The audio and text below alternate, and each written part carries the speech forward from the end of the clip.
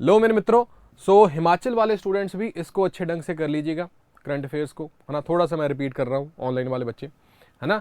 सो यहाँ पर पहला जो हमारी न्यूज़ थी, हमारे जो सूर्य तिलक है वो लगाया गया राम जी के माथे पर, है ना जी। सूर्य तिलक जो कि 4 मिनट के लिए देखा गया था, है ना, 4 मिनट के लिए देखा गया था। ये पहली न्यूज़ थी हमारी, है ना जी। उसके अलावा जो मेन पॉइंट्स है कि राम मंदिर की इनॉग्रेशन 22 जनवरी को हुई थी और रामलला जी का आइडल था अरुण योगीराज ने बनाया था वो मूर्ति, और आर्किटेक्ट कौन था, हमारे चंद्रकांत सोमपुरा जी, ठीक है जी। उसके अलावा हमने सेकंड जो न्यूज़ अभी तक करी है वो क्या है कि मुंबई टू थाने जो हमारी ट्रेन चली थी पहली, वो 16 अप्रैल को चली थी 1853 को, तो वो हिस्ट्री के साथ रिलेटेड न्यूज़ थी। गवर्नर जनरल उस वक्त लॉर्ड डलहौजी थे बच्चे, याद रखना। अब जो मैं सवाल पूछने वाला हूं उसका आपको जवाब देना है कि मुंबई टू थाने के बीच में एक बच्चे रेलवे स्टेशन है, एक रेलवे स्टेशन है। उस रेलवे स्टेशन का नाम क्या है जिसको यूनेस्को ने हेरिटेज अवार्ड दिया था। यूनेस्को हेरिटेज अवार्ड मिला था क्योंकि उन्होंने उसकी रेस्टोरेशन बहुत अच्छे ढंग से करी थी। अगर किसी को पता है तो उसका जरूर बताइएगा। एनीबॉडी?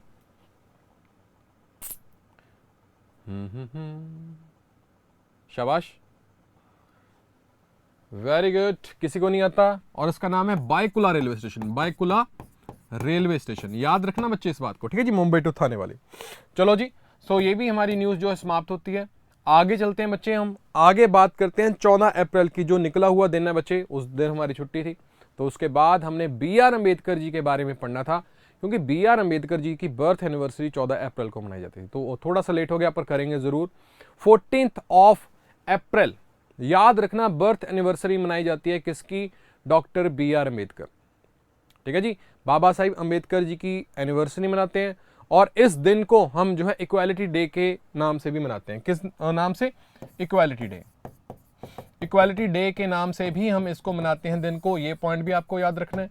अगर इनके जन्म की बात करोगे ना, तो महाओ में सेंट्रल प्रोविंस जो कि आज में हमारा मध्य प्रदेश है, 1891 में इनका जन्म होता है। अपनी पढ़ाई अच्छे से कंप्लीट करते हैं, लॉ के स्टूडेंट थे, लॉ की डिग्री प्राप्त करते हैं, और संविधान बनाने का जो सबसे मेन काम था, जो सबसे बड़ा जिम्मा था, इनको दिया गया था। इसी वजह से इनको पितामह भी बोला जाता है, फादर बोला जाता है इंडियन कॉन्स्टिट्यूशन के। याद रखना कि अगर पूछ ले जाए कि फादर ऑफ इंडियन संविधान किसको बोला जाता है, तो डॉक्टर बी आर अम्बेडकर को बोला जाता है। और हमारे भारत के पहले लॉ मिनिस्टर भी, कानूनी मंत्री भी यही थे बच्चे, याद रखना। हाँ, कानून मंत्री भी पहले यही थे। लो जी, और आपको पता है कि संविधान बनाने के लिए हम कॉन्स्टिट्यूशन में बढ़ते हैं, कई सारी कमेटीज बनी थी। फंडामेंटल कमेटी बनी थी, फंडामेंटल राइट्स के ऊपर कमेटी बनी थी। जो सबसे बड़ी कमेटी थी उसमें से ड्राफ्टिंग कमेटी, उस ड्राफ्टिंग कमेटी के चेयरमैन भी हमारे जो हैं बाबा साहिब अम्बेडकर ही थे, याद रखना। और फिर आपने देखा था कि जब सिविल डिसोबीडियंस मूवमेंट चलती है, तो उस वक्त बच्चे 3 राउंड टेबल कॉन्फ्रेंसेस होती हैं, 3 राउंड टेबल कॉन्फ्रेंसेस। और वो तीनों की तीनों राउंड टेबल कॉन्फ्रेंस 1930s में भीमराव अंबेडकर जी ने तीनों की तीनों को अटेंड करा था। तो ये वाला श्रेय भी उनको पास है कि तीनों जो है हमारी राउंड टेबल कॉन्फ्रेंस थी, वो किसने अटेंड करी थी, उसमें भी इनका ही नाम है, पहला पॉइंट है, ये भी आपको याद रखना है इस स्लाइड का। उसके अलावा 1932 का इवेंट मॉडर्न हिस्ट्री के कंटेक्स्ट में आप याद रखोगे, जब येरावाड़ा जेल में महात्मा गांधी के साथ ये पूना पैक्ट साइन करते हैं। पूना पैक्ट क्यों साइन किया गया था? क्योंकि महात्मा गांधी जी जो है अनशन पर बैठ गए थे कि सेपरेट इलेक्टोरेट नहीं देना है डिप्रेस क्लासेस को, और इस वजह से जब उन्होंने हड़ताल स्टार्ट करी थी अपनी, तो उसके बाद जो डिप्रेस्ड क्लासेस, जो SC ST थे, उनके जो प्रतिनिधि थे वो डॉक्टर बी आर अम्बेडकर जी थे। तो उन्होंने वहाँ पे पूना पैक्ट साइन किया गया था, और उन्होंने ये बोला कि चलो ठीक है, सेपरेट इलेक्टोरेट नहीं लेते, बट रिजर्व सीट्स जरूर रखी जाएंगी डिप्रेस क्लासेस के लिए। तो ऐसा फैसला पूना पैक्ट में किया गया था, है ना जी। फिर कांग्रेस से कुछ खफा थे भाई हमारे B R Ambedkar ji Hindu code bill को लेके, है ना जी, जहां पे वो एडवोकेट कर रहे थे कि इक्वल राइट्स वुमेन को मिलने चाहिए, including in matters of marriage, divorce, property rights and succession. उसके बाद 1951 में वो जो है कैबिनेट से रिजाइन करते हैं, और उसके बाद उन्होंने अपना धर्म भी चेंज किया था, बुद्धिज्म में कन्वर्ट होते हैं, और डेथ उनकी होती है 6 दिसंबर 1956 में। और इनका जो स्मारक है है ना। इनका जो स्मारक है वो कहां पर लगा है बच्चे, चैत्य भूमि में, जो कि मेमोरियल बनाया गया है जो मुंबई में लोकेटेड है। ये पॉइंट्स अभी तक आपको याद रखने हैं बी आर अम्बेडकर जी के बारे में।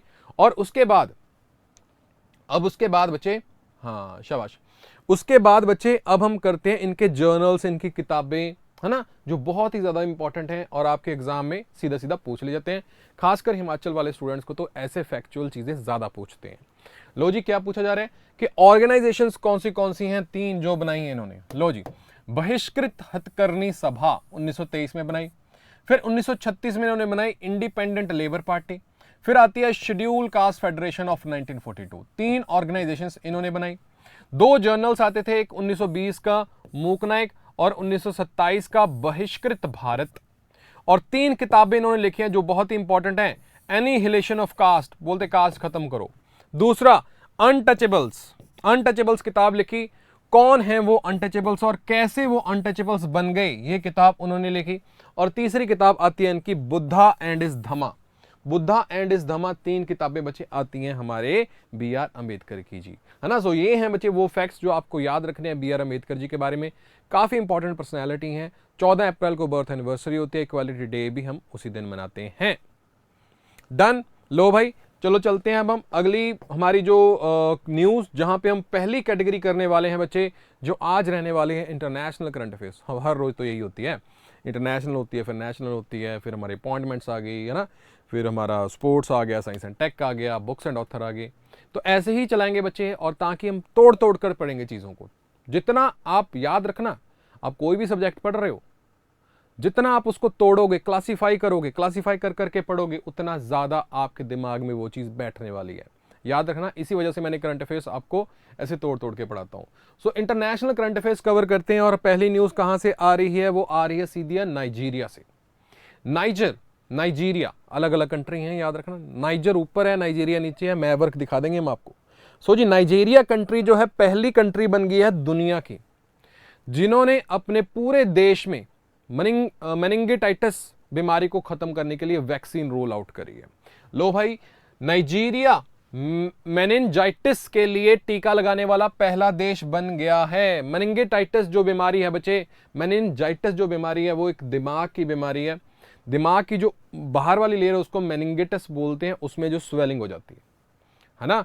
और ये जो मेनिंजाइटिस बीमारी है, ये इसके कई कारण हो सकते हैं। ये वायरस भी हो सकता है, फंजाई भी हो सकता है, बैक्टीरिया भी हो सकता है। और बैक्टीरिया जो है इसका सबसे कॉमन कॉज होता है ना। जो सबसे ज़्यादा मिलती है मेनिंजाइटिस का जो सबसे मेन कारक होता है वो क्या होता है, बैक्टीरिया होता है।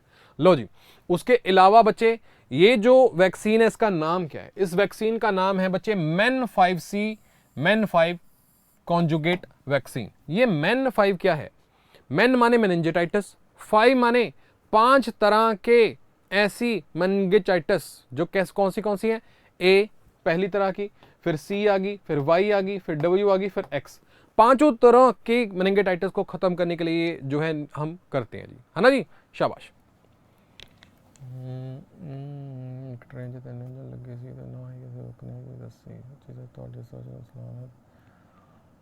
Thank you Jaswinder Kaur ji, thank you so much जी, थैंक यू सो मच बच्चे, है ना जी, थैंक यू जी। सो जसविंदर जी आप उधर नहीं आए आज, चलो जी। सो ये जो है 5 हमारे टाइप ऑफ मेनिंजाइटिस है, पांचों को टारगेट करती है और पांचों को खत्म कर देती है ये vaccine. MEN5 CV vaccine roll out कर दी गई है बच्चे पूरे नाइजीरिया में। किसको खत्म करने के लिए, मेनिंजाइटिस को खत्म करने के लिए, याद रखना बच्चे। और ये वैक्सीन बनाई किसने है, developed by path and serum institute of India. 13 साल की रिसर्च के बाद इन्होंने ये वैक्सीन बनाई है बच्चे, याद रखना है आपको। लो जी, मेनिंजाइटिस के बारे में स्टैटिक इंफॉर्मेशन है। ये एक तरह की इन्फेक्शन है जो कि इन्फ्लेमेशन, सूजन कर देती है of the membranes that surrounding the brain and spinal cord. हमारा दिमाग और स्पाइनल कोड के अराउंड जो मेम्ब्रेन्स हो उसके ऊपर जो है क्या आ जाती है, स्वेलिंग आ जाती है ना जी। और इसके कई कारण हैं, बैक्टीरिया, वायरस, फंजाई और पैरासाइट्स। मोस्ट इन्फेक्शन जो है एक पर्सन से दूसरे पर्सन में जाती है, और बैक्टीरियल मेनिंजाइटिस जो है सबसे ज्यादा डेंजरस टाइप ऑफ मेनिंजाइटिस होती है बच्चे, याद रखना। लो जी, सो ये जो न्यूज आपकी समाप्त हो जाती है। और ये पड़ा है नाइजीरिया का मैप। नाइजीरिया आप कंट्री देख रहे हो, अफ्रीकन कंट्री के बिल्कुल बीच बीच में पड़ता है, और इसके ऊपर है नाइजर कंट्री, अलग अलग है। और नाइजीरिया की कैपिटल बच्चे कौन सी है, नाइजीरिया की कैपिटल है अबूजा। अबूजा इसकी कैपिटल है, याद रखना। और इस तरफ इसके अटलांटिक ओशन पड़ता है, अटलांटिक ओशन पड़ता है, इस बात को भी याद रखना है आपको। और उसके अलावा मैंने कुछ पूछना था, हाँ पूछना तो बहुत कुछ है। लो जी देखो जी, सो दुनिया की पहली कंट्री जिसने मेनिंगेटाइटिस के लिए वैक्सीन रोल आउट करी है उसका नाम नाइजीरिया है। एक सवाल आपसे पूछूंगा, कराया हुआ है इसलिए पूछ रहा हूं, दुनिया की पहली कंट्री जिसने मलेरिया को खत्म करने के लिए पूरी कंट्री में रोल आउट करी थी वैक्सीन, उस कंट्री का नाम क्या है? एनीबॉडी? मलेरिया को खत्म करने के लिए कौन सी कंट्री ने रोल आउट करा था प्रोग्राम, और वो भी दुनिया की पहली ही कंट्री थी, अफ्रीकन कंट्री है, एंड द नेम इज, शाबाश, क्या नाम है? कैमरून। क्या है? कैमरून, याद रखना है इस बात को। चलो जी, उसके अलावा कुछ वैक्सीन्स बचे जो अभी रिसेंट टाइम में आई हैं, उनकी हम रिवीजन जरूर करेंगे। आपको अगर देखते हैं, अगर आपको आता होगा तो बहुत अच्छा है। लो जी, एक आती है बच्चे हमारी बीमारी हेपेटाइटिस, इसके लिए हमने कौन सी वैक्सीन निकाली है? बताओ जी। फिर आता है मलेरिया के लिए कौन सी वैक्सीन निकाली है? बताओ जी।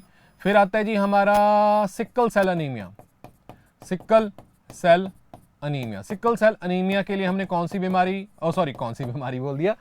वैक्सीन निकाली है? वो बता दो जी। फिर हमने एक मीजल्स एंड रुबेला दोनों के लिए एक ही वैक्सीन बना दिया, उसका क्या नाम है? सो 4 वैक्सीन का नाम हम यहां पे करने वाले हैं बच्चे, आराम से यहां पे पढ़ के जाना, इसको मजा आ जाएगा। अच्छा ठीक है जी। सो पहली बच्चे हेपेटाइटिस के लिए हमने कौन सी निकाली थी? Heavy sure. मलेरिया के लिए कौन सी थी? मॉस्क्यूरिक्स।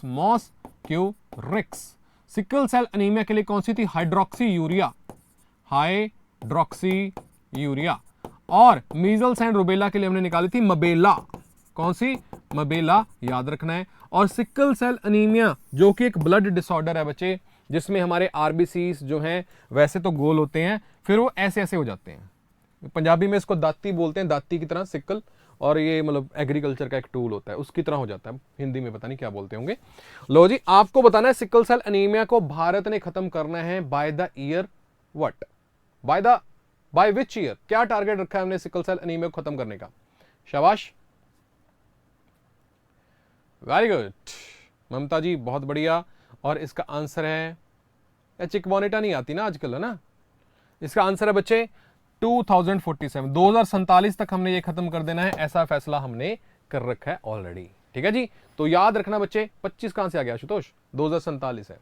चलो जी, सो ये भी न्यूज आपकी समाप्त होती है बच्चे, पहली न्यूज आपकी इंटरनेशनल करंट अफेयर्स में। अब चलते हैं अगली न्यूज की तरफ। देखो, पुरानी भी हमने न्यूज जो है साथ में रिवीजन कर ली है, इसी वजह से मैं बोलता हूं कि ये करंट अफेयर आपके लिए पावर पैक रहने वाला है, आपकी तैयारी को ये 4 चांद लगाएगा। तो इसलिए शुरू से लेकर एंड तक जरूर देखा करो और शेयर भी करो। ठीक है जी, लो जी। हाँ बच्चे हो ही गए हैं। हाँ, क्विंसी के तो चलो, क्विंसी की तो क्लास चलती रहती है ना, वो तो मास्टर कोर्स में ऐड है तो उसकी क्लासेस चलती हैं, वो तो उसका तो बनता है रिकॉर्डेड। चिकबोनेटा पता नहीं कहाँ चली गई, माइट भी वो शायद पंजाब वाले चैनल पे देखती हो ना, पंजाब वाले, कई बच्चे पंजाब वाले चैनल पे आते हैं। चलो जी आगे चलते हैं बच्चे। अगली जो है इंटरनेशनल लेवल न्यूज़, उसमें क्या आ रहा है भाई? सो दुनिया की एक बॉडी है बच्चे जो इंटरनेशनल एयरपोर्ट्स में ट्रैफिक को जो है मेजर करती है, उसका नाम क्या है बच्चे? उसका नाम है airport council international. Global organisation है जो कि मेजर करती है और असेस करती है एयरपोर्ट के स्टैंडर्ड्स, और उसमें कितना ज़्यादा भीड़ है, कौन सा एयरपोर्ट सबसे ज़्यादा बिजी है। और उसमें इस 2023 के जो अभी इन्होंने निकाला है डाटा, और उसमें से बताया गया कि इंदिरा गांधी इंटरनेशनल एयरपोर्ट जो भारत का है, टॉप 10 बिजिएस्ट एयरपोर्ट में उसका नाम है, टॉप 10 बिजिएस्ट एयरपोर्ट में उसका नाम आया है, और रैंक भी 10वां ही है। रैंक में बच्चे कितना है? 10वां ही है। So international Indira Gandhi international airport जो हमारा दिल्ली वाला है, 10th position, 10th busiest airport है दुनिया का, ऐसा बताया है बच्चे हमारे एयरपोर्ट काउंसिल इंटरनेशनल ने। याद रखना इस बात को। तो इस बार पहली पोजीशन पर कौन है? जो पिछली बार था वही है, अटलांटा हार्टफील्ड जैक्सन इंटरनेशनल एयरपोर्ट। दूसरे नंबर पर है जी दुबई इंटरनेशनल एयरपोर्ट। तीसरे नंबर पर है Dallas fort worth international airport. चौथे पर है लंदन, और 10वें पोजीशन पर है हमारा दिल्ली का इंदिरा गांधी इंटरनेशनल एयरपोर्ट। पिछले साल हमारा जो 9th पोजीशन थी, और इस साल जो हमारी पोजीशन आई है बच्चे, दैट इज 10th। पूरे साल में भाई इन्होंने 7 करोड़ 20 लाख करीब 20 लाख के करीब लोगों को ट्रैवल करवाया। तो 10th बिजिएस्ट जो एयरपोर्ट है वो हमारा दिल्ली वाला एयरपोर्ट है, याद रखना है आपको। ठीक है जी, शाबाश। चलो जी आगे चलते हैं बच्चे, हम आगे चलते हैं अगले न्यूज़ आर्टिकल पर। लो जी, अगले न्यूज़ आर्टिकल पर जाएं उससे पहले ना एक सवाल मैं आपसे पूछना चाहता हूं, देखते हैं अगर किसी को पता होगा उसके बारे में। लो जी, वो क्या है, दुनिया का वर्ल्ड्स बेस्ट एयरपोर्ट कौन सा है? वर्ल्ड्स बेस्ट एयरपोर्ट किस एयरपोर्ट को दिया गया है? ये उस कंट्री का एयरपोर्ट है जिसके हमने देखे थे कल प्राइम मिनिस्टर लगे थे नए, जिनका नाम है मिस्टर वोंग। अब आपको कंट्री तो पता लग गई होगी, पर एयरपोर्ट का नाम क्या है बच्चे? सिंगापुर तो कंट्री आपने बता दी कि भाई सिंगापुर का वो एयरपोर्ट है, सिंगापुर का। और एयरपोर्ट का नाम क्या है बच्चे? एयरपोर्ट का नाम है चांगी एयरपोर्ट। क्या नाम है? चांगी एयरपोर्ट, याद रखना इस बात को। ठीक है जी, चांगी एयरपोर्ट। चलो जी, मिस्टर वोंग वहां के प्राइम मिनिस्टर लगे हैं, याद रखना। चलो ये बात होगी। आओ चलते हैं तीसरी इंटरनेशनल करंट अफेयर की न्यूज, जहां पर देखा गया है कि पहले पूर्व राष्ट्रपति अमेरिका के जिनके ऊपर क्रिमिनल ट्रायल चल रहे हैं, उनका नाम है डोनाल्ड ट्रंप। सो पूरे इतिहास में, अमेरिका के इतिहास में इकलौते ऐसे राष्ट्रपति, फॉर्मर प्रेसिडेंट जिनके ऊपर क्रिमिनल ट्रायल्स चल रहे हैं, नाम है उनका डोनाल्ड ट्रंप। इतनी सी बात आपको याद रखनी है। रेप चार्जेस इनके ऊपर लगे हुए हैं, तो उसके लिए इनके ऊपर जो है ट्रायल्स चल रहे हैं, तो याद रखना। कभी क्वेश्चन ये पूछ ले कि भाई पूरे अमेरिका के इतिहास में ऐसा राष्ट्रपति कौन है जिनके ऊपर क्रिमिनल ट्रायल्स चले थे, तो नाम है डोनाल्ड ट्रंप। याद रखना बच्चे इस बात को। ठीक है जी, शाबाश। ये तो इतनी ही न्यूज़ है, ये तो इतनी ही समाप्त होती है। आगे चलते हैं बच्चे, मॉरिशस कंट्री की बात करते हैं। इंडियन ओशन की ये कंट्री है, मेडागास्कर के बिल्कुल साइड पर। लोकेशन अभी दिखा देंगे हम। हमने ये न्यूज़ पहले भी करी थी कि इंडिया और मॉरिशस दोनों हैं डबल टैक्सेशन अवॉइडेंस एग्रीमेंट को क्या कर रहे हैं, इंप्लीमेंट कर रहे हैं, उसमें अमेंडमेंट करने की कोशिश कर रहे हैं। ठीक है, अब न्यूज़ क्या है? अब ये है कि उन्होंने वो साइन कर लिया है, बस यही न्यूज़ है। इंडिया और मॉरिशस ने प्रोटोकॉल साइन कर लिया है टैक्स ट्रीटी को अमेंड करने का। ऐसा फैसला जो है हमारे जो है इंडिया और मॉरिशस की सरकारों ने ले लिया है। मैं आपको यहां से समझाता हूं डबल टैक्सेशन अवॉइडेंस एग्रीमेंट है क्या और कैपिटल गेन्स टैक्स है क्या। आपको पता है कि अगर हम इंडिया में कोई चीज खरीदते हैं, कोई जमीन खरीदते हैं, कोई बिजनेस खरीदते हैं ना, तो उसका जो पैसा आता है कैपिटल गेन्स होता है, तो उसके बाद कैपिटल गेन्स टैक्स लगता है। ठीक है जी, लगता है। तो हमारे इंडियंस क्या करते हैं, वो करना तो इंडिया में इन्वेस्ट है ही है, पर वो सीधा इंडिया से नहीं करते, वो मॉरिशस से करते हैं। मॉरिशस से यहां से ट्रांजैक्शन करवाते हैं, क्योंकि मॉरिशस वाले टैक्स नहीं लेते, है ना, नो टैक्स। तो इसी वजह से अपना टैक्स बचाते हैं, है ना। ऐसा चलता रहा कुछ देर, काफी देर पहले चलता रहा ऐसा, काफी साल तक। फिर उसके बाद इंडिया और मॉरिशस दोनों ने फैसला किया कि भाई कुछ तो टैक्स ले लो, कुछ तो टैक्स ले ही लेते हैं, है ना। तो फिर इन्होंने एग्रीमेंट करा था डबल टैक्सेशन वाला। यहां से आपको दिखाता हूं अच्छे ढंग से। लो जी, लो जी। सो हिस्टोरिकली मॉरिशस जो है प्रेफर जुरिस्डिक्शन है for engaging in investment in India due to non taxability of capital gains. ठीक है, 2016 तक पर। फिर 2016 में इंडिया और मॉरिशस ने एक रिवाइज टैक्स एग्रीमेंट साइन किया, जिसमें इंडिया को यहां पे हक दे दिया गया कैपिटल टैक्स गेन लगाने का, अगर कोई इंडिया में इन्वेस्ट कर रहे हैं, है ना जी। और एक double taxation avoidance agreement sign किया गया। डबल टैक्सेशन माने कि ऐसा ना हो कि मॉरिशस भी लगाई जा रहा है और इंडिया भी लगाई जा रहा है ना। अवॉइड करना है डबल टैक्सेशन।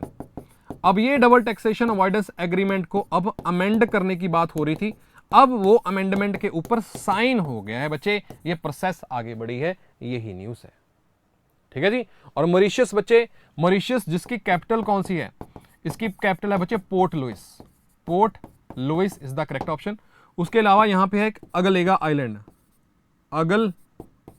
अगलेगा आइलैंड को भी हमने इंडियन एयरफोर्स बना रही है, उसको इंडियन नेवी बना रही है, और ऐसा भी फैसला हमने मॉरिशस के साथ करा था। अगलेगा आइलैंड के बारे में याद रखना, कहां पे है, मॉरिशस में है। ठीक है जी। चलो जी, सो ये भी न्यूज़ बच्चे आपकी जो है यहां पे समाप्त होती है ना। अब चलते हैं आगे, अब करेंगे थोड़ी सी रिवीजन करेंगे बच्चे कल के करंट अफेयर्स की, जो कि कल हमने करे थे इंटरनेशनल वाले। और कल की रिवीजन के बाद फिर हम नेक्स्ट कैटेगरी पर चलेंगे, जिसमें हम करने वाले हैं बच्चे हमारा नेशनल लेवल की न्यूज। लो जी, पहला आपसे सवाल पूछूंगा मैं, आपने बस आंसर लगाने हैं फटाफट। लो जी, कल हमने ना एक सिस्टम देखा था, इंडोस, Indian ocean observatory system.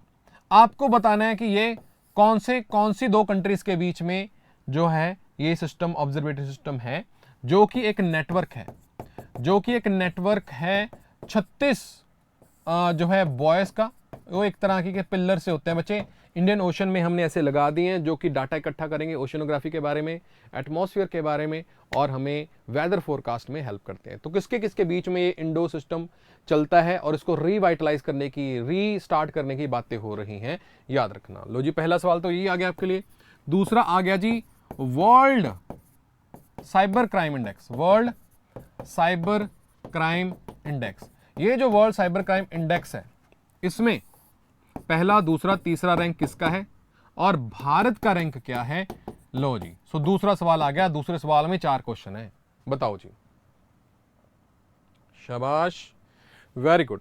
So India और यूएसए दोनों के बीच में था ये इंडोस एग्रीमेंट, और पहली कंट्री जिसने साइबर क्राइम में रशिया है, दूसरा यूक्रेन है, और तीसरा है चाइना, याद रखना है आपको। और इंडिया की इसमें पोजीशन आई है बच्चे 10वीं पोजीशन क्राइम इंडेक्स में, याद रखना। चलो जी, तो ये भी न्यूज़ आपकी समाप्त होती है। अब मेरे को आपको बताना है आपको कि वर्ल्ड ट्रेड ऑर्गेनाइजेशन जो है, जो कि हमने 1995 में बनाई थी, इससे पहले WTO क्या होता था? GATT, journal agreement on trade and tariff, जो 1944 में बना था। अंडर विच कॉन्फ्रेंस, ये सवाल है, कौन सी कॉन्फ्रेंस हुई थी 1944 में, जब हमने journal agreement on trade and tariff जो है बनाया था? बताओ। ये वही एग्रीमेंट है, कॉन्फ्रेंस है, जब हमने IMF और वर्ल्ड बैंक बनाए थे। सो नाम है बच्चे ब्रेटन वुड्स कॉन्फ्रेंस। कौन सी थी? ब्रेटन वुड्स कॉन्फ्रेंस, याद रखना। चलो जी, ये भी न्यूज़ बच्चे हमारी जो है रिवीजन वाला पर्पस यहाँ पे समाप्त होता है। अब चलते हैं अगले कैटेगरी की तरफ, जहां पे हम करने वाले हैं राष्ट्रीय न्यूज़, यानी कि नेशनल न्यूज़ कवर करेंगे। ये नेशनल न्यूज़ में क्या क्या आ रहा है। लो जी, नेशनल न्यूज़ में जो पहली न्यूज़ आ रही है बच्चे, वो क्या आ रही है? वो आ रही है कॉटन के बारे में। कस्तूरी कॉटन, एक कंपनी हमने भारत में बनाई है, जहां पे कस्तूरी कॉटन के प्रोडक्ट्स हम बनाना चाहते हैं, वैल्यू एडिशन डालना चाहते हैं। सरकार ने फैसला लिया, गवर्नमेंट ने फैसला लिया है कि हम 6 राज्यों में, जहां पर जो है कपास बोलते हैं, कपास पंजाबी में बोलते हैं, कॉटन बोलते हैं हम इसको, सबसे ज्यादा होती है, उन 6 राज्यों में हम टेस्ट लैब्स बनाने वाले हैं। लो जी, गवर्नमेंट ने एस्टैब्लिश करने हैं कॉटन टेस्ट लैब्स 6 राज्यों में फॉर कस्तूरी कॉटन, ऐसा फैसला सरकार ने लिया है। और 6 राज्य जहां पर सबसे ज्यादा कॉटन की खेती होती है, वो कौन से हैं? महाराष्ट्र है, तमिलनाडु है, हरियाणा है, पंजाब है, गुजरात है, कर्नाटका है। सो 6 राज्य जहां पे सबसे ज्यादा आपको कपास की खेती देखने को मिलती है, वहां पे टेस्ट लैब्स बनाए जाएंगे। एम क्या है बच्चे इसका? एम तो बच्चे ये है कि वैल्यू एडिशन प्रोडक्ट्स बनाए जाएं।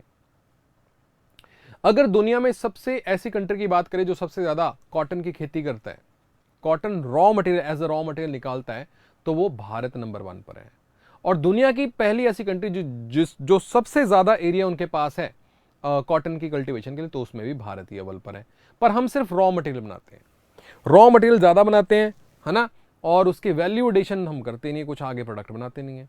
तो अब ये इस मकसद के साथ जो है ये जो है लेबोरेटरीज बनाई जाएंगी, और इनको जो है लैब्स को सेटअप किया जाएगा with the bureau of Indian standard testing facilities के हिसाब से। और मकसद तो आपको पता ही है कि ग्लोबल कॉटन ब्रांड जैसे कि गीजा हो गया, गीजा कॉटन और सुप्रीमा कॉटन, इनको टक्कर देना हमारा जो है यहाँ पे मेन मकसद है। ठीक है जी। सो ये बच्चे आपकी न्यूज समाप्त होती है यहाँ पर, और ये वाली।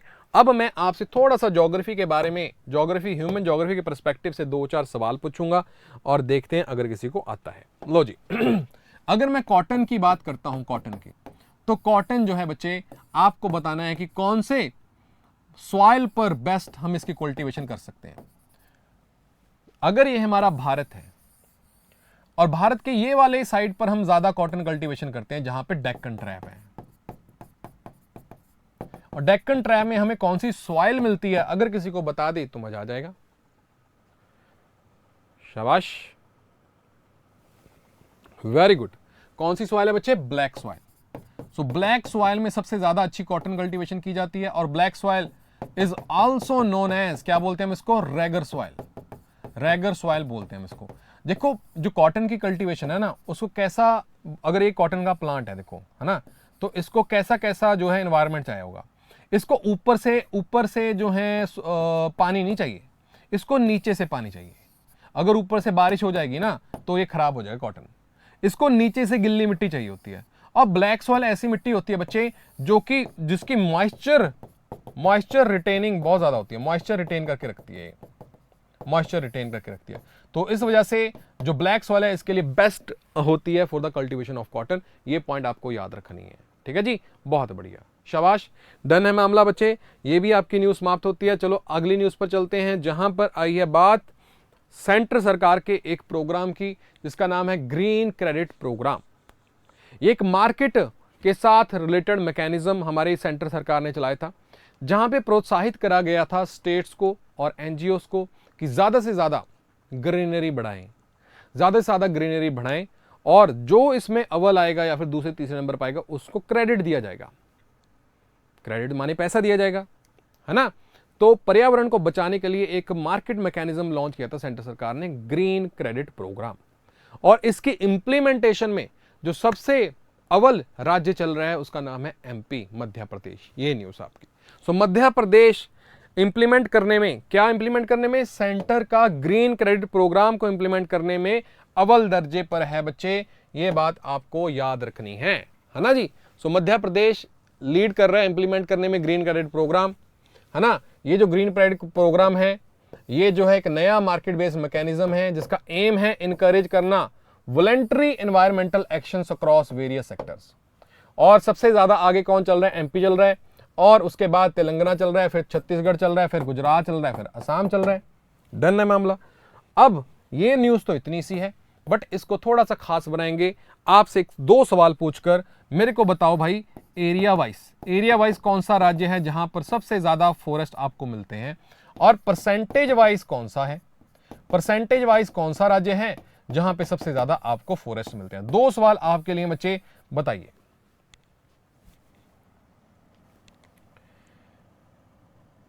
शाबाश, बहुत बढ़िया, very good. MP, Madhya Pradesh में बच्चे एरिया वाइज सबसे ज्यादा फॉरेस्ट आपको मिलते हैं। परसेंटेज वाइज बच्चे नाम आता है मिजोरम का। मिजोरम जितना बड़ा स्टेट है ना, उसमें 90% के करीब एरिया में फॉरेस्ट ही है ना। तो परसेंटेज वाइज अलग स्टेट है और एरिया वाइज अलग है, और एरिया वाइज है हमारा एमपी, याद रखना बच्चे, ठीक है जी, शाबाश, बहुत बढ़िया।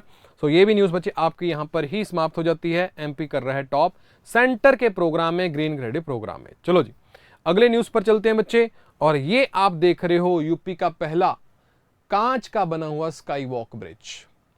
यूपी का पहला glass sky walk bridge Chitrakoot area में इसका जो है अनावरण कर दिया गया, इसका उद्घाटन कर दिया गया है।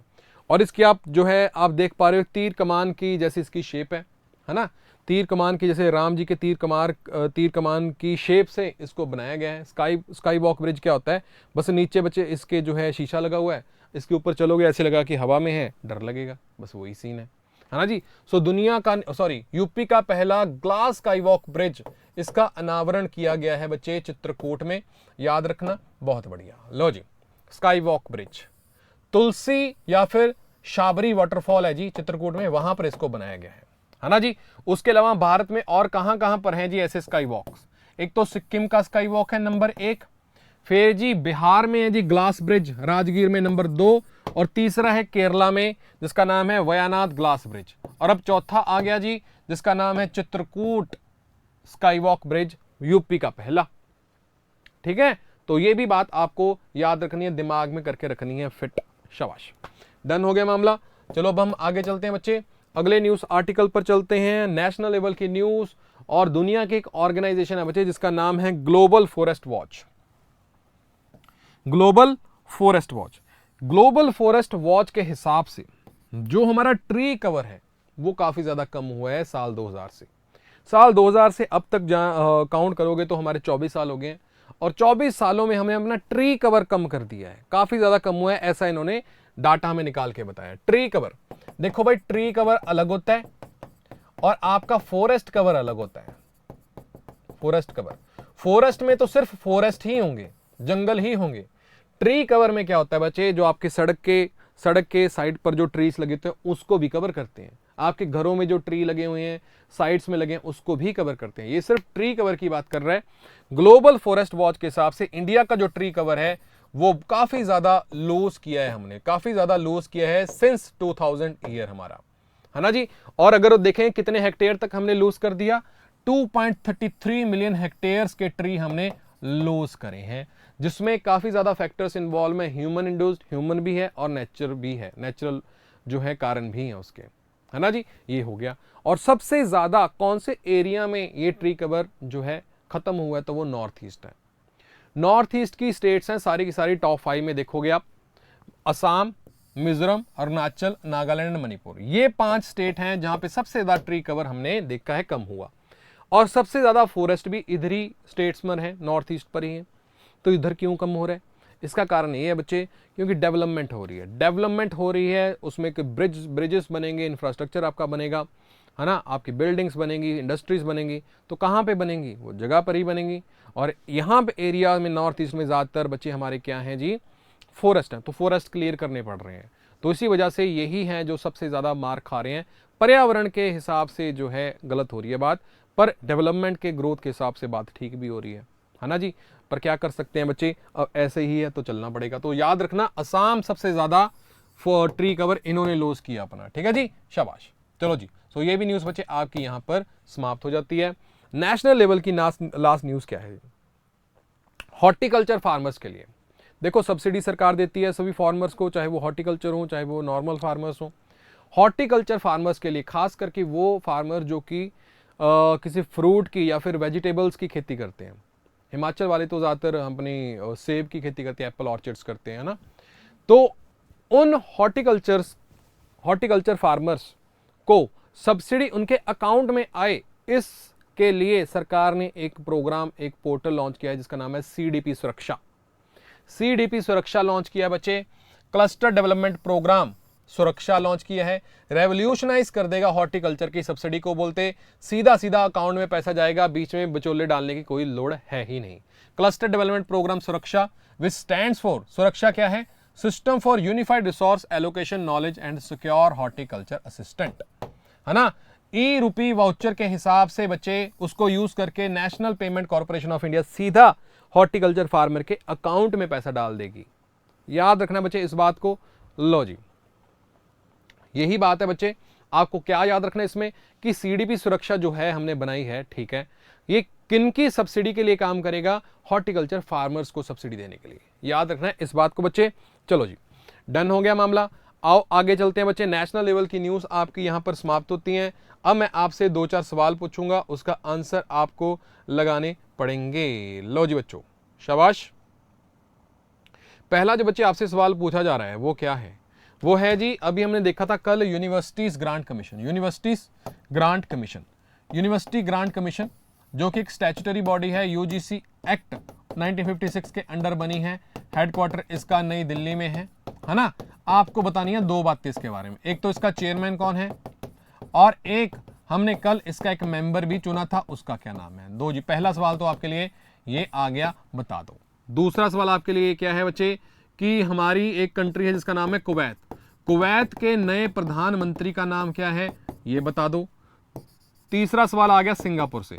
सिंगापुर के नए प्रधानमंत्री जो कि मई 15 से अपने पद पर बैठे हैं, उनका क्या नाम है। 3 सवाल आपके लिए बच्चे, बताइए जी। शाबाश, बहुत बढ़िया। चेयरमैन कौन है भाई यूजीसी के? मामिदाला जगदीश कुमार, बहुत बढ़िया। और मेंबर किनको बनाया था हमने? सच्चिदानंद मोहंती, इनको हमने मेंबर बनाया था, याद रखना। और कुवैत के प्राइम मिनिस्टर का नाम क्या है, जिनका बहुत बड़ा नाम था बच्चे, बहुत बड़ा? अहमद अब्दुल्ला। क्या नाम था? अहमद अब्दुल्ला अल अहमद अल सबहा, याद रखना। और सिंगापुर के प्राइम मिनिस्टर हैं मिस्टर वोंग। ये पॉइंट भी अपने दिमाग में फिट करके रख लेना है आपको, ठीक है जी। शाबाश बच्चे, बहुत बढ़िया, डन हो गया मामला। चलो चलते हैं अब हम अगले न्यूज़ आर्टिकल पर, अगली न्यूज़ कैटेगरी जहां पे हम करने वाले हैं साइंस एंड टेक्नोलॉजी के साथ related current affairs. Science and tech के साथ रिलेटेड करंट अफेयर्स, जिसमें पहली न्यूज़ आ रही है इसरो की। दोनों ही न्यूज़ आई हैं, दो न्यूज़ है साइंस एंड टेक की, दोनों ही हमारी इसरो के साथ संबंधित है। लो जी, सो इसरो के बारे में पहली न्यूज़ क्या है? पहले तो आपको एक मिशन के बारे में जानना है जिसका नाम है प्रोबा 3 मिशन। प्रोबा 3 मिशन कौन सी एजेंसी का है? यूरोपियन स्पेस एजेंसी का है। मकसद क्या है? सूरज को स्टडी करना। इसको लॉन्च करेगा कौन? इसरो। रॉकेट हमारा यूज होगा। सो यूरोपियन स्पेस मिशन का सन को स्टडी करने वाला मिशन जिसका नाम है प्रोबा 3 मिशन, जहां पर ट्विन सैटेलाइट्स जाने हैं। ट्विन सैटेलाइट्स, दो सैटेलाइट्स जाएंगे बच्चे, और दोनों बहुत ही प्रिसीजन से काम करेंगे, और 144 मीटर बड़ा इन्होंने एक छाता सा खोल लेना है और सूरज की कोरोना लेयर को स्टडी करना है। सूरज की कोरोना लेयर को स्टडी करना है इन्होंने, याद रखनी है बच्चे पहली ये न्यूज। लो मेरे मित्रों, आ गई है बात। रेवोल्यूशनरी प्रोबा 3 मिशन है, सितंबर में इसको लॉन्च करेगा हमारा इसरो। याद रखना ये बच्चे, ground breaking mission is set to be achieve a world first in precision formation flying. दो सैटेलाइट को यूज करेंगे जो कि डिजाइन करे गए हैं एकदम अच्छे से काम करने के लिए, है ना जी, परफेक्ट यूनिसन में काम करने के लिए। बड़ा सा एक स्ट्रक्चर क्रिएट करेंगे बच्चे 144 मीटर का, और इंस्ट्रूमेंट को यूज करेंगे, और 144 मीटर का जो इंस्ट्रूमेंट होगा उसको बोले सोलर कोरोनाग्राफ, कोरोना लेयर को स्टडी करने के लिए। ठीक है जी, तो ये होगी बच्चे आपकी पहली न्यूज अबाउट द इसरो, जो कि यूरोपियन स्पेस मिशन के प्रोबा 3 मिशन को लॉन्च करने की बात कर रही है सितंबर में। चलो जी, अब चलते हैं दूसरी न्यूज की तरफ। दूसरी न्यूज है इसरो से ही। इसरो वालों ने फैसला लिया है कि भाई हम अर्थ के ऑर्बिट को, अर्थ की कक्षा को, जहां पे हम ज्यादातर हमारे क्या चलाते हैं, हमारे सैटेलाइट चलाते हैं, उसको हम जो है डेब्रिस फ्री बनाएंगे, मलबा मुक्त बनाएंगे बाय द ईयर 2030। एक उन्होंने डेडलाइन हमें दी है कि 2030 तक हम इसरो ने क्या करना है जी, स्पेस मिशन जो भी होंगे हमारे भारत के, वो डेब्रिस फ्री होंगे, मलबा मुक्त होंगे। कोई भी हम जो है वेस्ट जो है कक्षा में हमारे अर्थ के ऑर्बिट में नहीं छोड़ेंगे, ऐसा फैसला इन्होंने लिया। लो जी, ये दो न्यूज थी हमारी साइंस एंड टेक के, अच्छा तीन है, दो न्यूज हुई हमारी इसरो की, वो हमने कर लिया साइंस एंड टेक की, और ये इंडियन स्पेस रिसर्च ऑर्गेनाइजेशन की स्ट्रेटेजी के फिर दोबारा से मैंने डाल दी है। 15 अगस्त 1969 को बना था, है ना जी। पहले इसको बोला जाता है इनको सोपार, और हेडक्वार्टर इनका कहां पे है? बेंगलुरु में। विक्रम साराभाई फाउंडर हैं, चेयरमैन है एस सोमनाथ। ठीक है जी, याद रखना। अब 2-4 सवाल मैं आपके पूछने वाला हूं, इसका आंसर जरूर बताइएगा बच्चे। सन से मेरे को याद आया कि हमने भी एक मिशन छोड़ा था। इसरो का वो मिशन कौन सा है जिसके लिए हमने PSLV C57 फ्लाइट यूज करके सूरज को स्टडी करने के लिए L1 पॉइंट पर मिशन भेजा था? उसका नाम क्या है? बताओ बच्चों, क्या नाम था उसका? Aditya L1।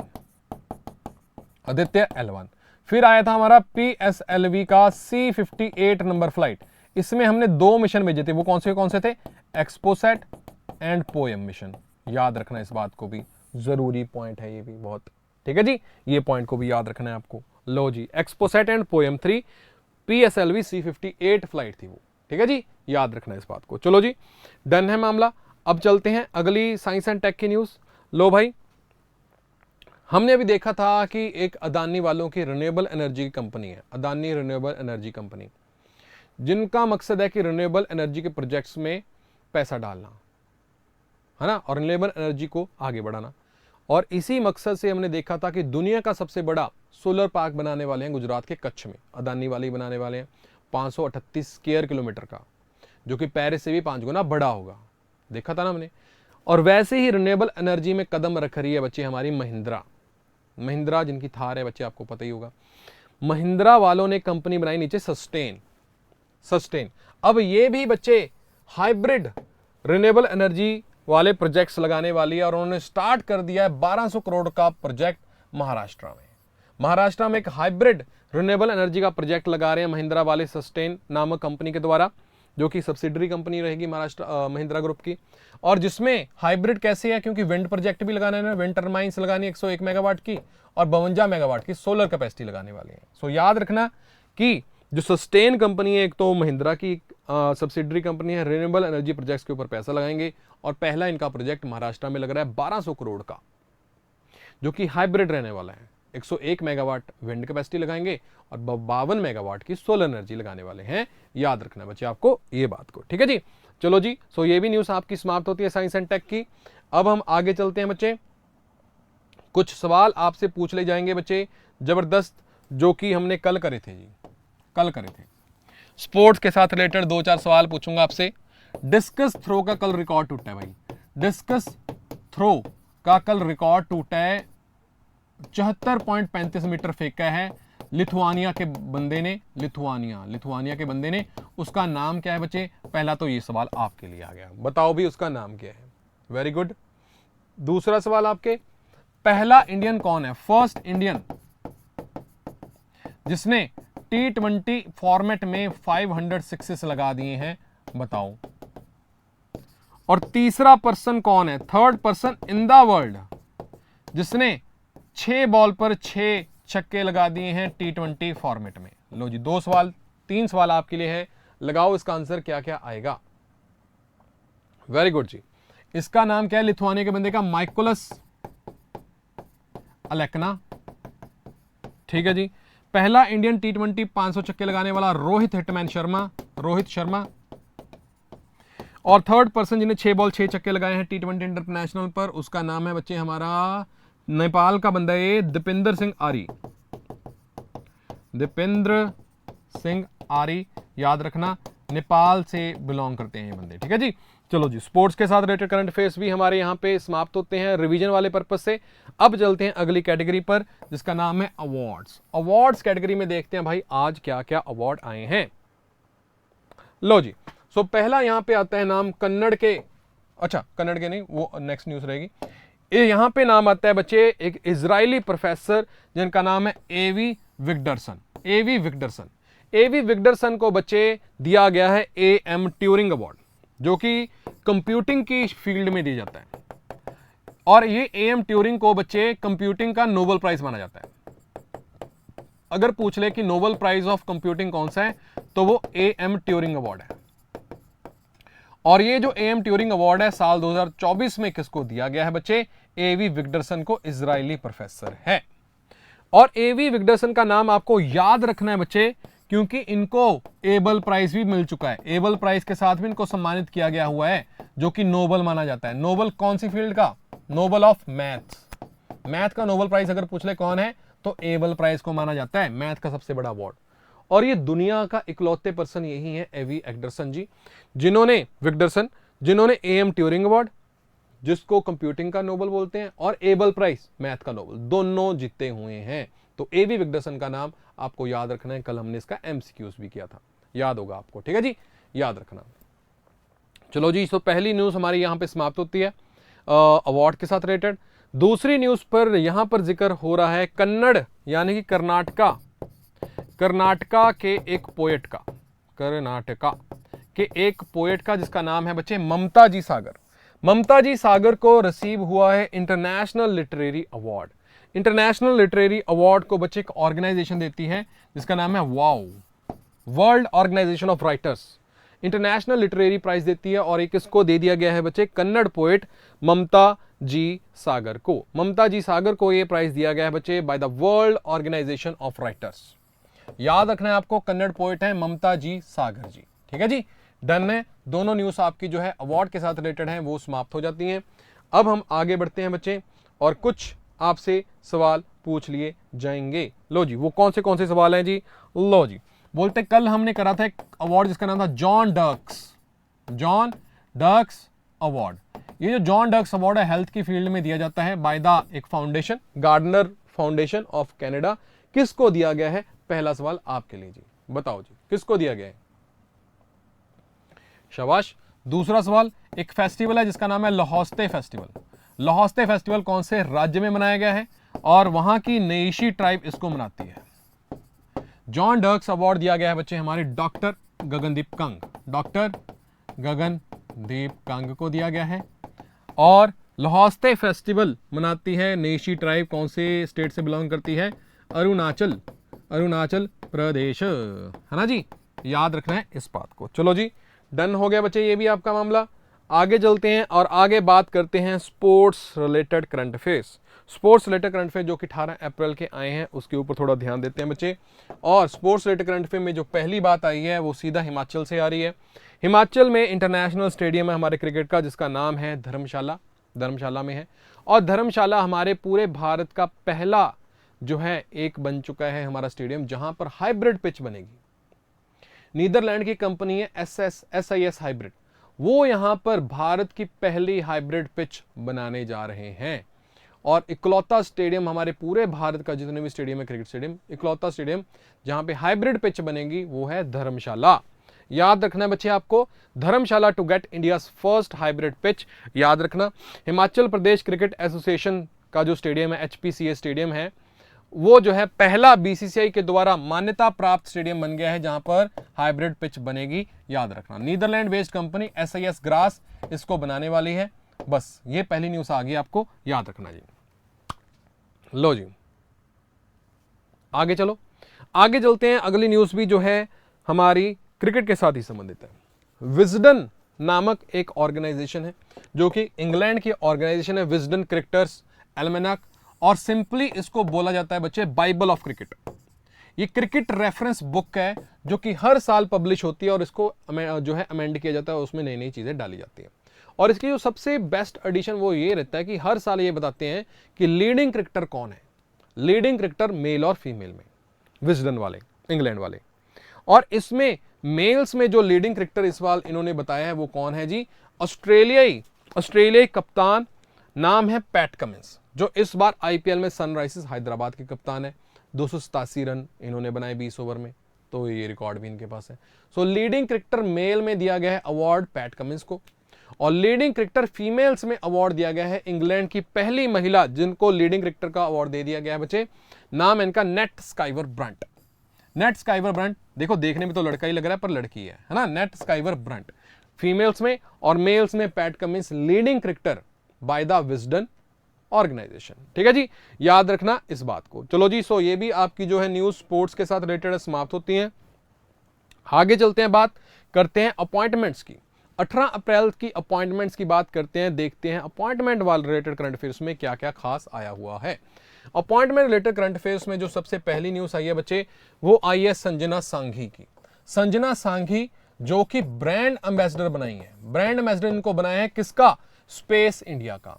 Space India company साल 2001 में बनाई थी, और ये जो है स्टेम फील्ड में, एस्ट्रोनॉमी फील्ड में लोगों को प्रोत्साहित करती है। स्टेम फील्ड को साइंस, टेक्नोलॉजी, इंजीनियरिंग एंड हमारी मैथ, इसमें फील्ड स्पेस के साथ रिलेटेड चीज़ों को भी जो है प्रमोट करती है। और ये ट्यूटर कंपनी है इसरो की, इसरो की एक आर्म है जो कि स्पेस के बारे में पढ़ाती है, स्पेस इंडिया लिमिटेड है वो। और संजना सांघी उस कंपनी के बन गए हैं ब्रांड एम्बेसडर बच्चे, याद रखना। रजिस्टर्ड स्पेस ट्यूटर है हमारे इसरो की ये company, space technology and education private limited, space India, है ना जी। तो इसके जो हमारे ब्रांड एम्बेसडर लग गए हैं वो कौन है, संजना सांघी जी। पहली न्यूज तो ये हो गई अपॉइंटमेंट में। दूसरी आती है बात भारत पे की। भारत पे कंपनी के नए CEO, चीफ एग्जीक्यूटिव ऑफिसर, मुख्य कार्यकारी अधिकारी लगे हैं नलिन नेगी जी। नलिन नेगी जी बन चुके हैं भारत पे के नए CEO, होगी दूसरी अपॉइंटमेंट रिलेटेड करंट अफेयर। तीसरी अपॉइंटमेंट रिलेटेड करंट अफेयर में जिक्र हो रहा है वर्ल्ड इकोनॉमिक फोरम का। वर्ल्ड इकोनॉमिक फोरम ने नायका के अद्वैत नायर जी को 2024 के यंग ग्लोबल लीडर के अवार्ड के साथ सम्मानित किया है। 2024 का यंग ग्लोबल लीडर बनाया गया है वर्ल्ड इकोनॉमिक फोरम के द्वारा, किसको, नायका के फाउंडर अद्वैत नायर जी। याद रखना बच्चे इस बात को, ठीक है जी। नायका के फाउंडर हैं और CEO भी हैं नाइको फैशन के अद्वैत नायर जी, 2024 के यंग ग्लोबल लीडर। अगली न्यूज पर आते हैं बच्चे, अपॉइंटमेंट में ही डाल देंगे हम इसको। रामचरण जी को साउथ इंडिया के एक्टर हैं, इनको ऑनरेरी डॉक्टरेट दी गई है लिटरेचर में वेल्स यूनिवर्सिटी के द्वारा। वेल्स यूनिवर्सिटी जो है बच्चे हमारी चेन्नई की यूनिवर्सिटी है, डॉक्टरेट डिग्री इनको दी गई है लिटरेचर की by the this university, Ramcharan ji को। लो जी, अगली कैटेगरी जो आज की लास्ट थ्योरेटिकल करंट अफेयर रहने वाली है, दैट इज हमारा books and author. Books and author category में एक किताब लॉन्च करी गई है बच्चे जिसका नाम है India the road to renaissance of vision and an agenda. लो जी, इसको हैदराबाद में इस बुक को लॉन्च कर दिया गया और इसके ऑथर का नाम याद रखना है, India the road to renaissance the vision and an agenda, ये किताब लॉन्च करी गई है और इसके जो ऑथर हैं उनका नाम है भीमेश्वर छल्ला। भीमेश्वर छल्ला जी जो हैं इन्होंने ये किताब लॉन्च करी है बच्चे, याद रखना इस बात को। सो इसी के साथ आपके थ्योरेटिकल करंट अफेयर यहां पर समाप्त होते हैं और अब टाइम है बच्चे हमारा एमसीक्यूज राउंड का। एमसीक्यू राउंड खेलेंगे, अब 8-9 एमसीक्यू करेंगे और फिर सेशन को वाइंड अप करेंगे। सो रेडी हो जाओ और सेशन को लाइक कर दो जिन्होंने अभी तक लाइक करा ही नहीं है। लो जी, पहला एमसीक्यू आपकी स्क्रीन पर पेश हो रहा है, हियर इट इज। लो जी, ली हिसैंग लूंग, इनको प्राइम मिनिस्टरशिप से अब ये उतर चुके हैं और नए प्राइम मिनिस्टर कौन है ये बता दो जी।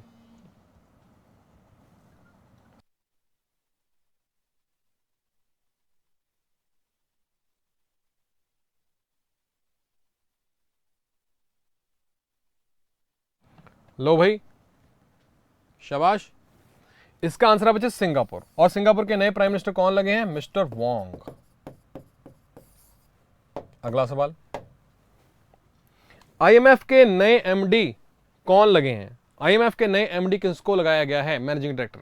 नए तो नहीं है बच्चे, दोबारा से इनको ही दोबारा से लगा दिया गया है। नाम है इनका क्रिस्टेलिना जॉर्जीवा। क्रिस्टेलिना जॉर्जीवा, शाबाश, याद रखना। एएम खानविलकर का नाम हमने करा था जब इनको लोकपाल लगाया गया था। लुइस मॉन्टेनिग्रो, इनको हमने क्या लगाया था? लुइस मॉन्टेनिग्रो को इनको भी हमने लगाया था प्राइम मिनिस्टर, किसके? ऑफ पोर्टुगल। पीटर पेलेग्रिनी को हमने लगाया था राष्ट्रपति ऑफ स्लोवाकिया। स्लोवाकिया। तो रिवीजन आपकी करवाते रहेंगे हम। अगले आ जाओ, अगले के एमसीक्यू पर। लो जी, भारत का वो कौन सा एयरपोर्ट है जो टॉप 10 बिजिएस्ट एयरपोर्ट में शामिल हुआ है? रैंक भी उसका 10वां ही है, बताओ। साहिल हसन, अब आए हो आप यार, वेरी गुड। और आंसर है बच्चे B, Delhi. Delhi is the correct option. अगला सवाल, पहला फॉर्मर राष्ट्रपति कौन है यूएसए का जो कि क्रिमिनल ट्रायल्स फेस कर रहा है?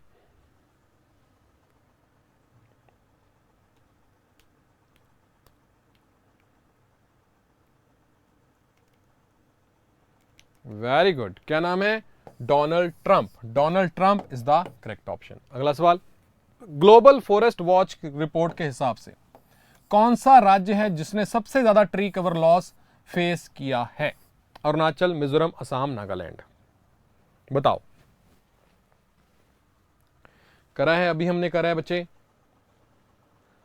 सो आंसर है Assam is the correct option. Assam is the correct option. अगला सवाल, सेंट्रल सरकार ने हॉर्टिकल्चर फार्मर्स के लिए सब्सिडी प्रोवाइड करने के लिए कौन सा इनिशिएटिव लॉन्च किया है? इंडस ऐप, सीडीपी सुरक्षा, सुविधा पोर्टल या फिर सक्षम ऐप? बताओ जी, शाबाश। आंसर है बच्चे सीडीपी सुरक्षा। सीडीपी सुरक्षा इज द करेक्ट ऑप्शन। अच्छा, इंडस ऐप स्टोर जैसे हमारा गूगल पे स्टोर है ना, ऐसे ही इंडस ऐप स्टोर कौन सी कंपनी ने बनाए हैं? बताओ। सुविधा पोर्टल और सक्षम ऐप ये कौन सी ऑर्गेनाइजेशन ने चलाई थी? इलेक्शन कमीशन ऑफ इंडिया ने। और इंडस ऐप स्टोर किसने चलाया बच्चे? फोन पे ने। फोन पे ने। चलो जी, आगे चलो। लो जी, 500 छक्के लगाने का T20 इंटरनेशनल में पहले भारतीय कौन बन गया? 500 छक्के लगाने वाले। 12वीं सेशन थोड़ा।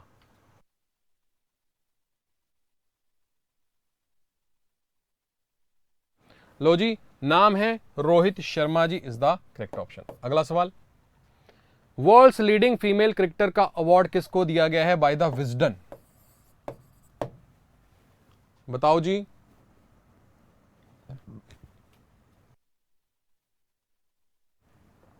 शाबाश, क्या है? Nat Sciver Brunt. अगला सवाल, लो जी। सो इसी के साथ बच्चे हमारा आज का एक और एपिसोड सिद्धू टॉक्स का समाप्त हो जाता है। Thank you so much for attending this session. और हिमाचल वाले बच्चे भी इसको अच्छे ढंग से कर लीजिएगा क्योंकि सर आ जाएंगे एक आधे दिन में, तो आपको वो पढ़ाते रहेंगे फिर, है ना जी। सो बाकी ऑनलाइन वाले जो बच्चे हैं, सक्सेस ट्री ऑनलाइन वाले, आपको तो मैं हर रोज़ पढ़ाते ही हूँ। सक्सेस ट्री पंजाब वाले जो बच्चे हैं उनको भी हर रोज़ ही पढ़ाते हैं, है ना जी। तो अपनी अपनी क्लासें लगाते रहो और करंट अफेयर को बेस्ट बनाते रहो, ठीक है जी। So thank you so much, Devendra Sidhu signing off. Bye bye, take care, खुदाफिज। कल मिलेंगे सेम टाइम। बाय बच्चों।